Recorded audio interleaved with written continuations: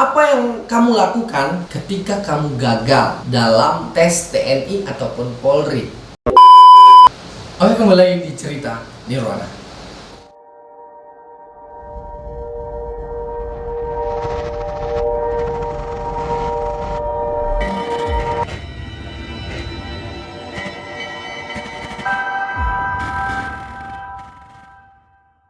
Video ini kita akan membahas tentang mental ideologi wawancara. Seperti video sebelumnya, pembahasan tentang mental ideologi tulis. Nah, di video kali ini tentang mental ideologi wawancara. Hal-hal yang harus kamu persiapkan dalam tes mental ideologi wawancara. Yang pertama kamu yakinkan pada saat kamu melaksanakan tes wawancara atau mental ideologi wawancara, kerapihan yang harus kamu perhatikan. Kerapihan pakaian, kerapihan celana, dan outfit atau uniform yang kamu gunakan pada saat itu.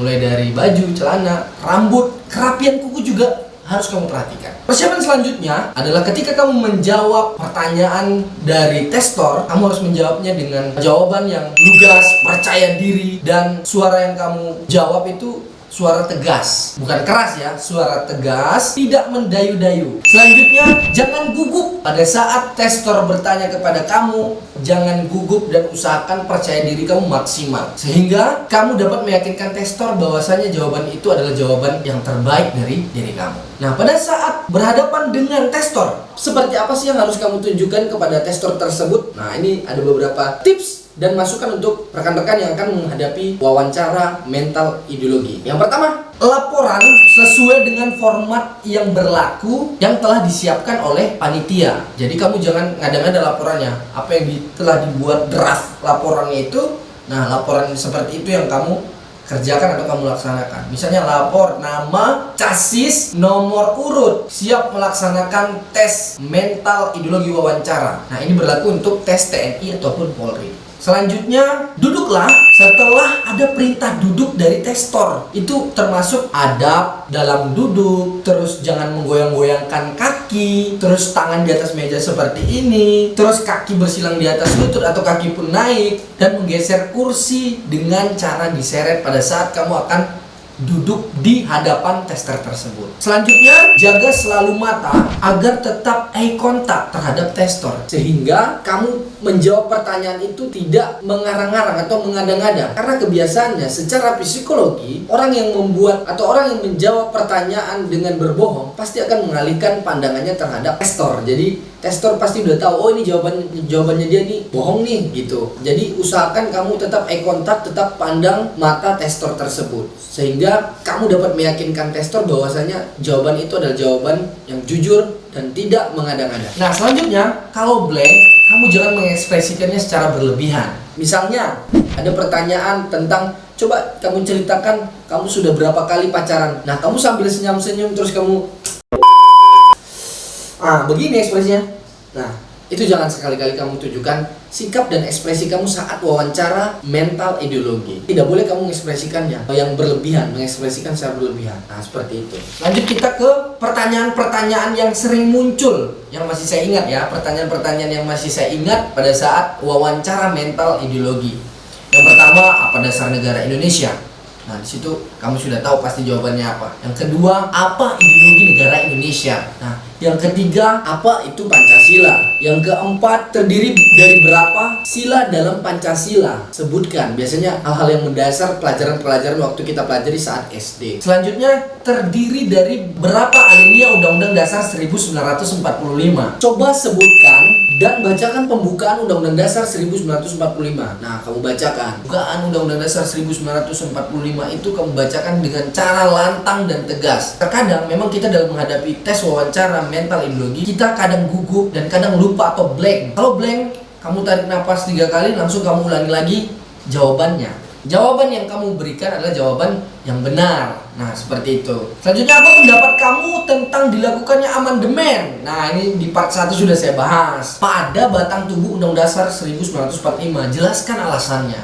Nah, itu silakan kamu cari sendiri, kamu buat sendiri. Sekali lagi saya kasih tips, jawabannya harus sesuai dengan Undang-Undang Dasar 1945. Terus, nih, yang agak sensitif ini, apa itu komunisme? Nah, itu Saya tidak mau menjawabnya di sini atau memberikan tips jawabnya, silahkan kamu jawab dan jabarkan sendiri. Siapa pencetus komunisme? Terus apa yang kamu ketahui tentang PKI? Nah, ini pertanyaan-pertanyaan ini pasti sering. Mengapa PKI dilarang di Indonesia? Nah, seperti itu. Berhubungan dengan PKI berarti berhubungan dengan TAP MPRS nomor 25 garis miring MPRS garis miring tahun 1996. Itu berhubungan dengan hal itu ya. Saya sudah kasih clue ini. Selanjutnya, berapa kali pemberontakan yang dilakukan PKI di Indonesia? Lalu, siapa pimpinan PKI? Pada saat waktu itu pemberontakan itu pimpinan itu kamu harus kamu gali, harus kamu baca tuh sejarah-sejarah tentang pahlawan revolusi, hari kesaktian Pancasila. Nah, hal-hal tersebut itu harus kamu benar-benar hafal, bukan menghafal ya, benar-benar tertanam di dalam kepala kamu, karena ideologi negara kita adalah ideologi Pancasila dan tidak boleh digantikan oleh ideologi yang bertentangan dengan Undang-Undang Dasar 1945. Apa itu pahlawan revolusi dan sebutkan siapa saja pahlawan revolusi itu. Nah, pahlawan revolusi ada berapa?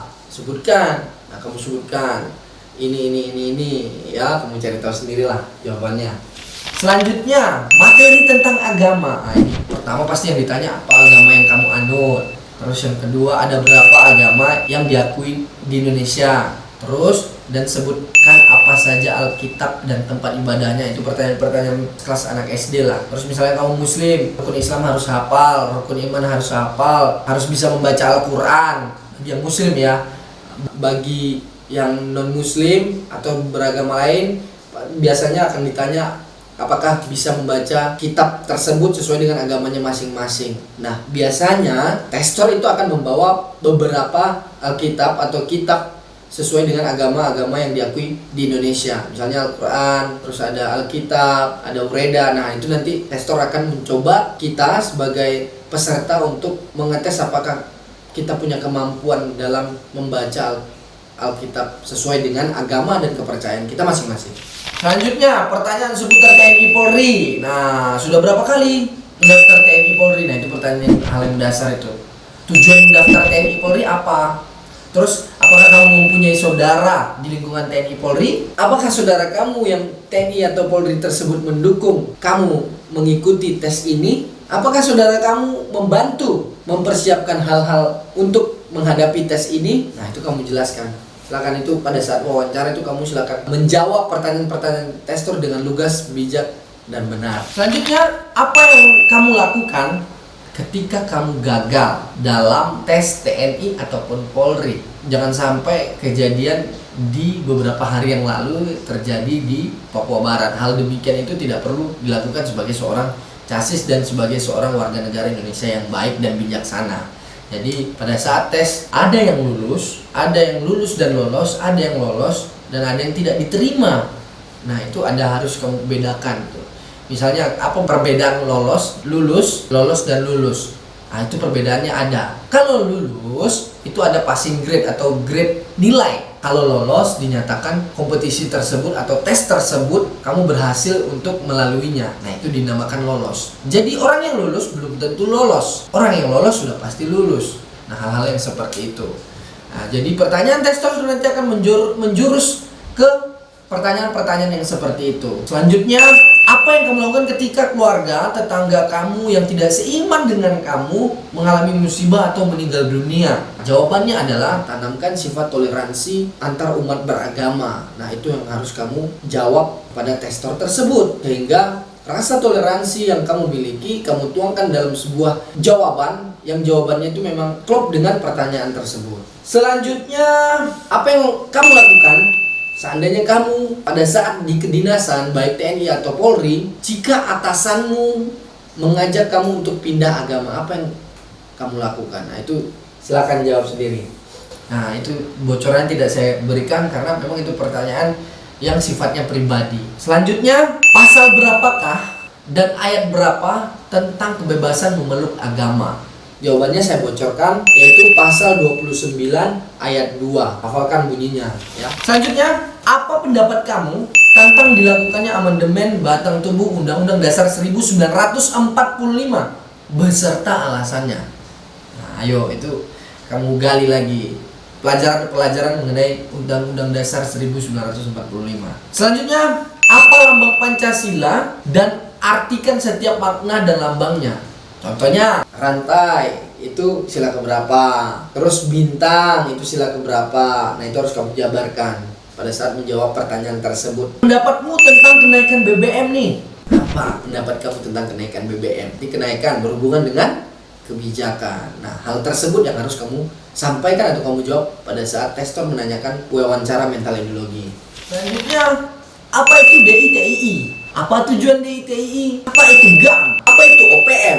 Apa itu Gavatar? Apa itu Syiah? Nah, hal-hal yang sifatnya bertentangan dengan ideologi negara, kelompok separatis yang merusak atau yang mengganggu keamanan, pertahanan, dan kestabilan nasional, itu harus juga kamu kuasai. Isu-isu nasional, pertahanan, keamanan, itu harus kamu kuasai juga. Sehingga pada saat kamu tes wawancara mental ideologi, kamu tidak bingung menjawab pertanyaan tersebut. Nah, saya sudah bocorkan beberapa pertanyaan yang biasanya keluar dan yang masih saya ingat. Selanjutnya, media yang kamu sukai. Ya, media yang kamu sukai. Sebutkan dan alasannya kenapa kamu menyukai media tersebut. Selanjutnya, siapa pencipta lagu Indonesia Raya? Coba nyanyikan. Nah, biasanya testor akan mencoba mengetes kamu menyanyikan lagu Indonesia Raya, menyanyikan lagu Bagimu Negeri, menyanyikan lagu Satu Nusa, Satu Bangsa. Selanjutnya, bacakan teks proklamasi. Proklamasi itu dibaca oleh siapa, waktu zaman kemerdekaan, proklamatornya siapa, itu harus juga kamu tahu. Dan itu sebuah pengetahuan umum yang harus kita ketahui sebagai warga negara Indonesia yang taat dan patuh terhadap negaranya.